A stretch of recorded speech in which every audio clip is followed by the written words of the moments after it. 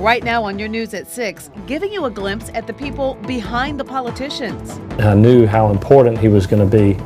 I didn't know exactly how important he was going to be in my life.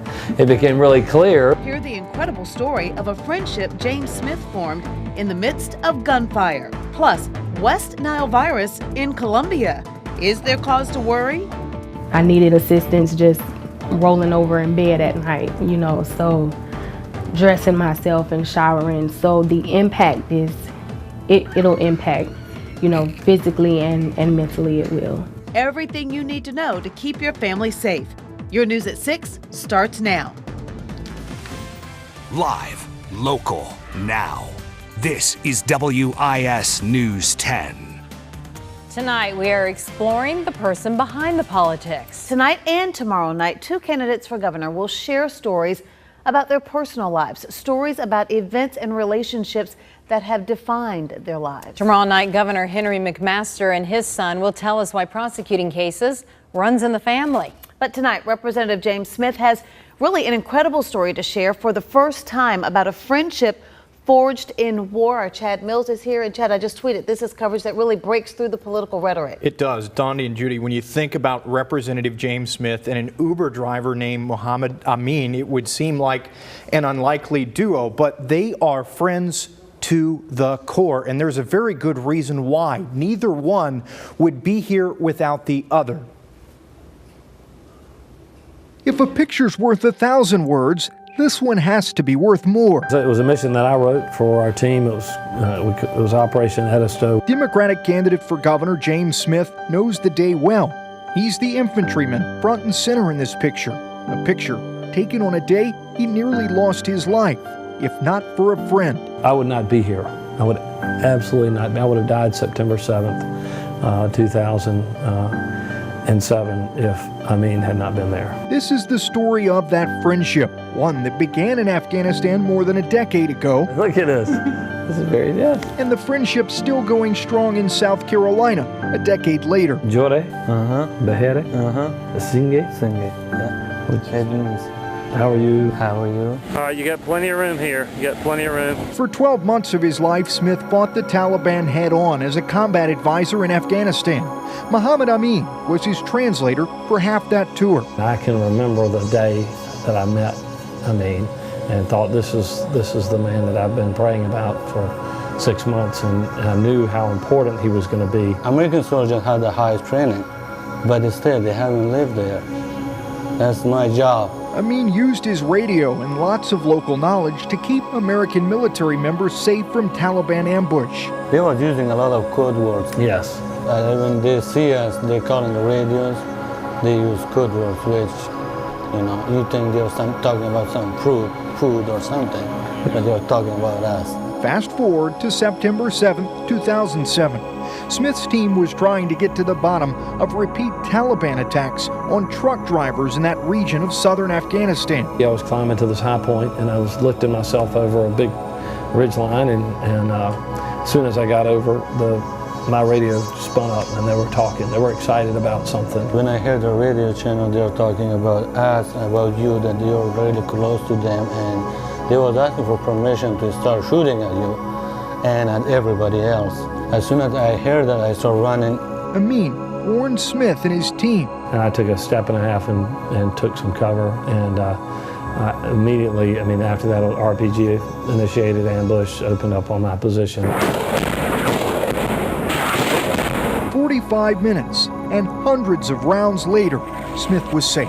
Without his quick action and his response and him looking out for me, I would have never been able to survive that day. Fast forward again, Smith's tour ended, but the peril for Amin only intensified in 2008 and 2009 as the Taliban sought revenge against translators. Every day, they was telling us, like, you been downtown today? We say, yeah. He said, okay, yeah, someone was following you. So Amin thought back to a friendship that was forged years before. One day he sent me a Facebook message and said, my brother, I feel my family and I are no longer safe here.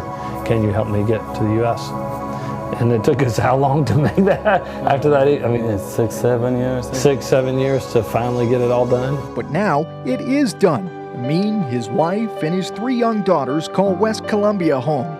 He's an Uber driver with an amazing story to share with his riders. I don't have the word to how to thanks from him and everything he did for us and for my kids and for my family. It's the story of friendship. Either one of them would be here without the other. Never judge a book by its cover. Amin was able to get an SIV, or special immigrant visa, for his service as an Afghan interpreter. He says he hopes Afghanistan's political climate will become more peaceful one day, but for all intents and purposes, he feels like an American. And as for his 3 kids, Judy and Dondi, 2 of the 3 were born here, so this country is really all they know. Just an incredible story. Yeah, I love it. I mean, you just think about how things could have been so different, you know, but for If not for that friendship. that friendship that's we're still awesome. about. Wow. And as we mentioned earlier, a very personal story from Governor McMaster coming up tomorrow night. And his son will join us as well. Thank you, Chad. Great Thank job you. as always. Thank you.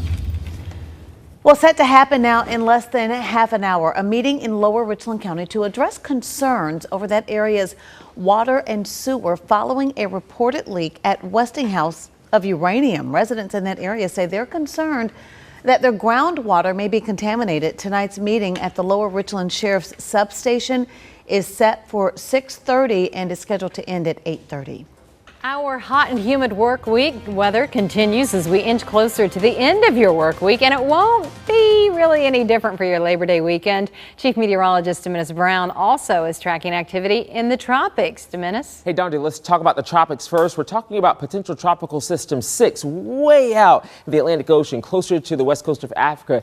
This is what we're tracking with the 5 o'clock update for the National Hurricane Center, with sustained winds at 30 miles an hour. And as we put a track on the storm, I want you to notice that as it moves over the open waters of the Atlantic, the model kind of keeps it there, and also as a minimal hurricane over the next several days. So we'll continue to keep an eye on this, and we'll show you some of the spaghetti models coming up in the full forecast. But here at home, it is hot. It is humid out there. It feels like 98 degrees at Columbia Metro, 96 for the capital city. Feels like 97 degrees in Camden and around 94 in Orangeburg. Headed out to see the Fireflies take on the River Dogs. Well, we're going to see temperatures around the lower 90s and then fall into the 80s with some clouds here and there. But overall, dry conditions for many of us in the heart of the Midlands. You will notice on First Alert Radar that we have showers and storms, mainly in Chesterfield County right now. And a lot of those thunderstorms are headed to the north. So we'll pay attention to this very closely. Otherwise, some patchy areas of fog for some of us later on tonight and early in the morning. We're also tracking conditions for your Labor Day holiday. The numbers in your First Alert forecast coming up. All new tonight at 6, sad news from the KC Police Department. Maverick, the canine officer you see here, has died. Officials tell us that Maverick was off duty in his kennel at his handler's house with plenty of shade, food, and water, but became unresponsive yesterday. A full investigation is underway. Uber is launching a program in Richland County aimed at making your ride safer. Now, if you hit the emergency button during a trip, your real-time location, the make and model of the car that you're in, as well as the license plate, will automatically be transmitted to 911, which means you don't have to worry about communicating all of that information verbally. A dispatcher will see your information and will be able to send help immediately. I want you to take a look at this map. This area on the north side of Columbia will be sprayed for mosquitoes after a dead bird in Columbia tested positive for West Nile virus. So what's this mean to you? Caroline Hecker joins us with that. And Caroline, I know crews have already started spraying tonight, right? That's exactly right. Earlier this afternoon, they were out here placing larvicide pellets in areas that are known to be breeding ground for mosquitoes, things like storm sewers. And like you said, later tonight, they will be out spraying, and they throw those pellets, I should mention, into the sewer, like I said, and they kill off any of that existing mosquito larvae. Now, tonight, they will be out with trucks spraying what they call adulticide into the air to kill off any mosquitoes that may be in the area. Now, they tell me it's not harmful to humans, the environment, or outdoor pets. However, the city will be spraying between midnight and dawn. The city says this is a last resort, and it's really just a short-term remedy. Now, Lamancia Williams contracted West Nile virus in Columbia last summer and says she'll now think twice before skipping the bug spray. for a long time, I was very, very anxious about going outside. For a while, I did not, unless I had to, you know, to go to therapy or something. But I'm not as afraid now, but I still get anxious seeing any flying things. Now, more than a year later, Williams is still going through physical therapy, and the after effects of the virus have left her disabled and unable to work. Now, the spray, the city says, lasts up to 150 days before it might need reapplied. Tall grass, like you see here, can also be home to lots of mosquitoes, so the city is encouraging everyone, no matter where you live, to keep that grass cut short to minimize the risk of West Nile virus potentially spreading. Live in Columbia, Caroline Hecker, WIS News 10. Okay, let's reiterate that again, Caroline. Do keep that grass short, experts say, to prevent the threat of mosquitoes. And here are some additional tips. Make sure drainage ditches near your home are clear of debris, as well as your rain gutters. If you have a boat in your yard, make sure it's kept turned over, like a canoe or something, not a big boat, drained or covered, and make sure that cover does not have standing water, and properly maintain your swimming pools. That will help cut down on mosquitoes.